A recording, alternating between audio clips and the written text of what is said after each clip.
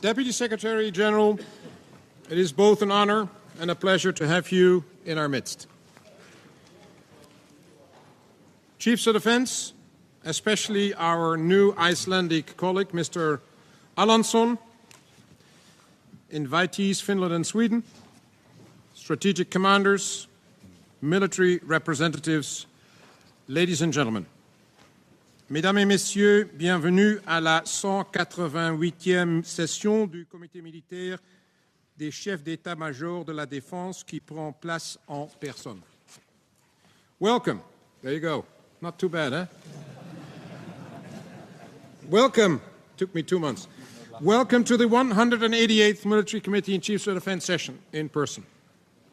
1 year ago, around this date, COVID was still menacing our societies, which caused us to convene this meeting virtually. It took place on the same day of what would turn out to be a historic and last NATO-Russia Council. Back then, we were still able to sit around the same table. And even though diplomatic efforts were fully underway, the Russian leadership regrettably chose to go down a path of relentless destruction. Russia is fighting a brutal, senseless war in Ukraine.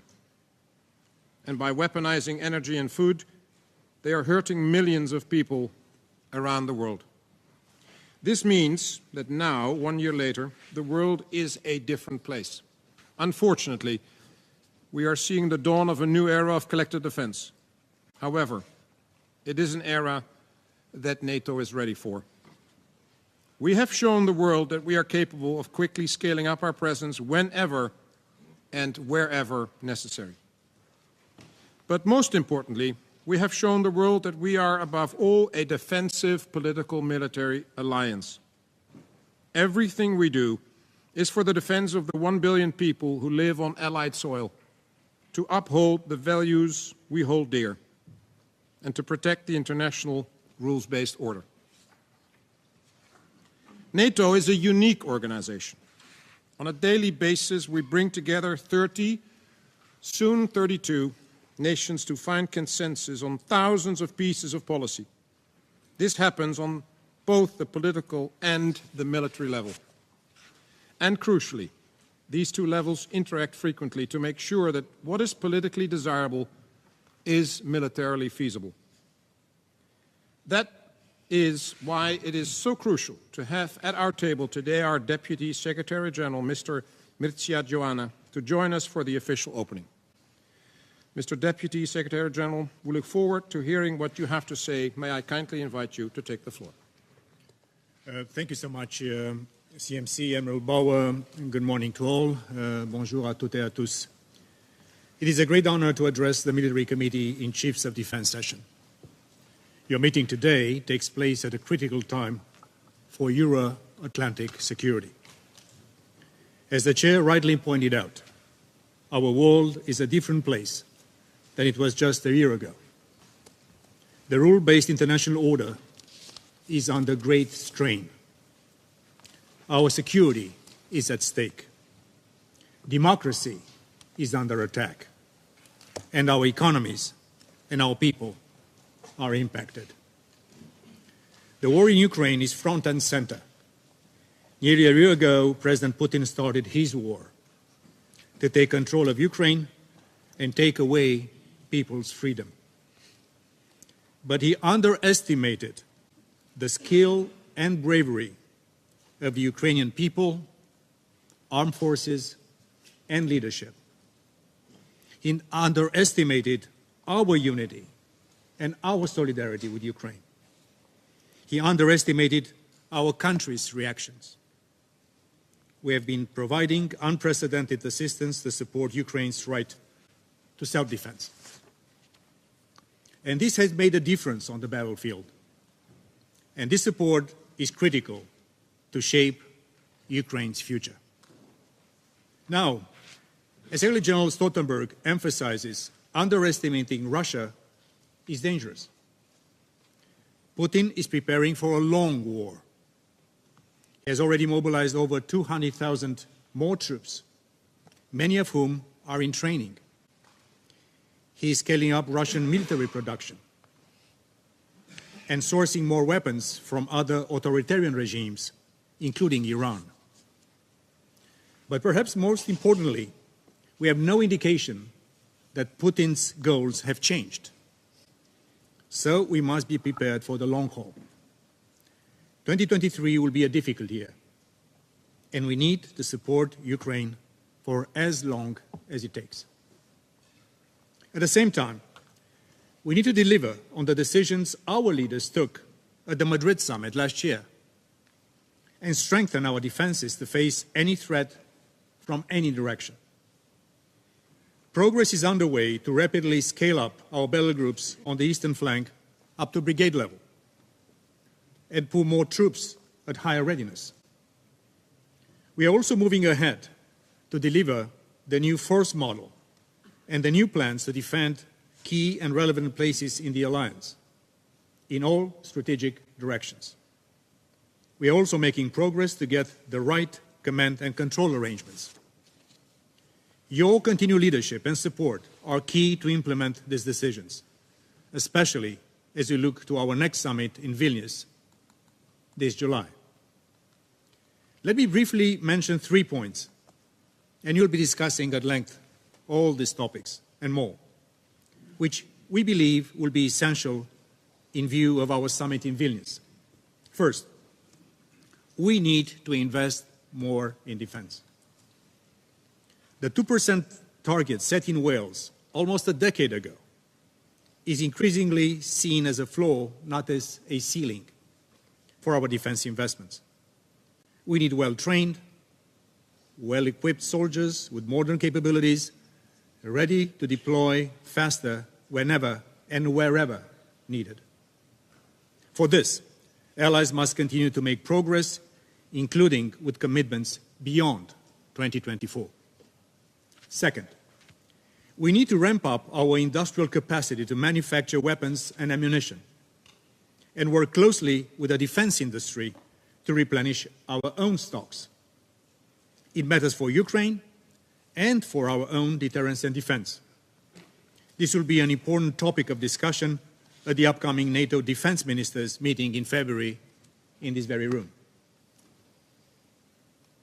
And finally, while learning the lessons from this war, we also need to prepare for potential future wars and continue to transform NATO for the digital age. Our alliance must retain the military capacity and capability to defend the alliance against all challenges now and in the future, including in multi-domain operations. It is essential that we better harness the opportunities that come with new technologies, including artificial intelligence and big data. And there is much work underway at NATO to sharpen our technological edge. This in turn strengthens and bolsters our deterrence and defense. And like I mentioned with the defense sector and defense industry, our cooperation with drivers of innovation in the private sector, also on technology, is essential. So we have a busy agenda ahead of us. I look forward to continue working with all of you to keep NATO strong, our people safe. I'd like to thank also CMC and Rob Bauer for his superb leadership at the helm of this very important and distinguished group. Thank you so much for having me today. Deputy Secretary General, thank you very much for your inspiring words, and it is an honor to have you in our midst. Dear Chiefs of Defense, this meeting will focus on how we can ensure our deterrence and defense by increasing readiness, developing capabilities, and interlinking national and NATO military planning ever more closely. It is crucial that we continue to provide the political leadership in the North Atlantic Council with our unfettered military advice, being honest about our strengths as well as our weaknesses. That is what allies do. That is what friends do. And it is crucial, in order to perform our sacred task, to always be ready to expect the unexpected.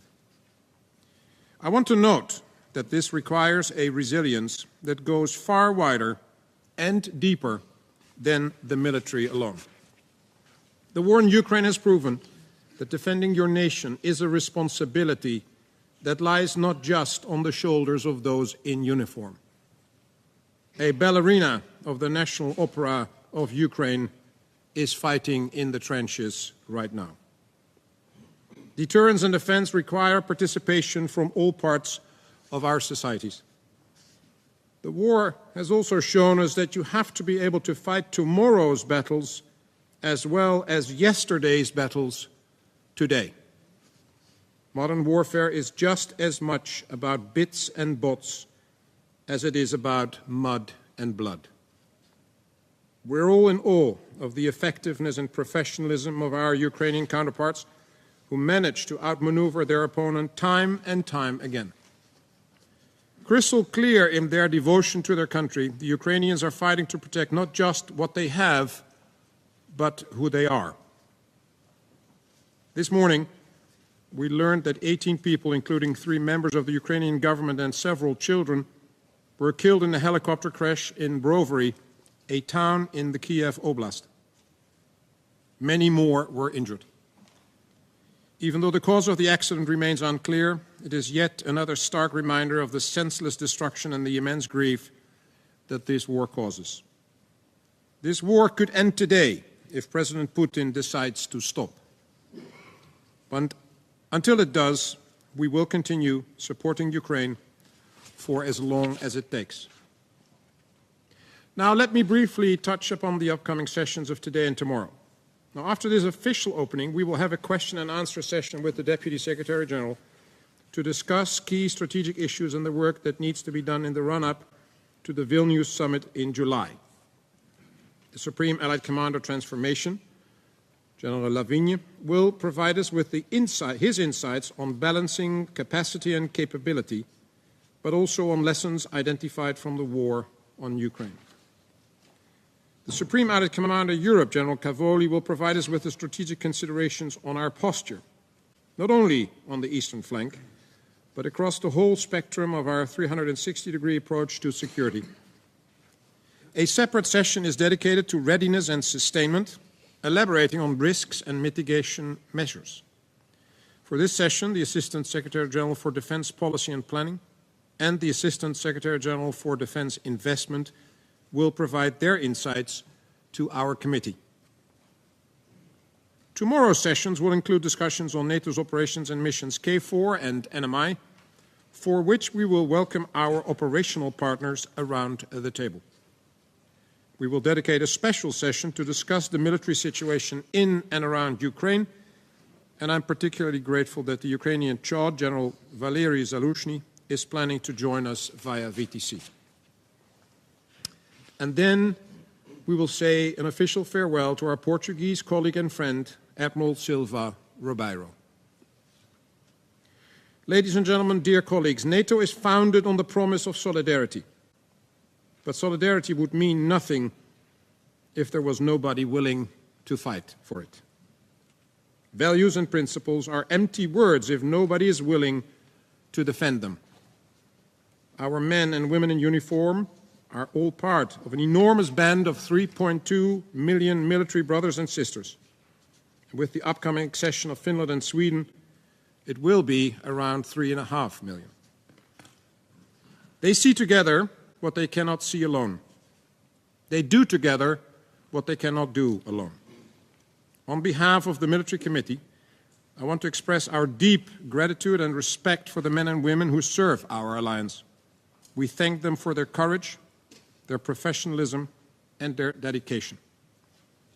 I would like to now take a moment to remember the men and women who paid the ultimate price for our freedom, and all those who are dealing with the physical and mental effects of their time in service. We honor their sacrifice. Please stand.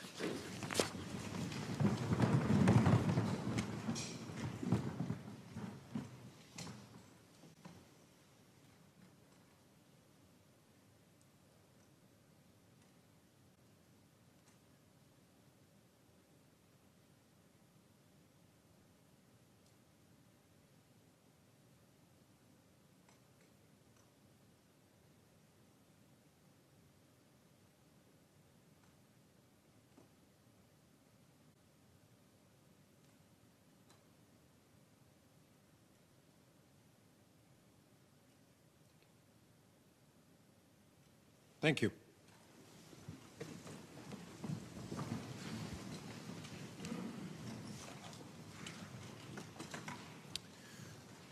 I would like to now thank the media for being with us for this official opening. At the end of our committee session tomorrow afternoon, SecT, Secure, and I will brief you on the outcomes of our discussion and answer your questions. I would now ask the media to depart the room, and after that we will continue our session.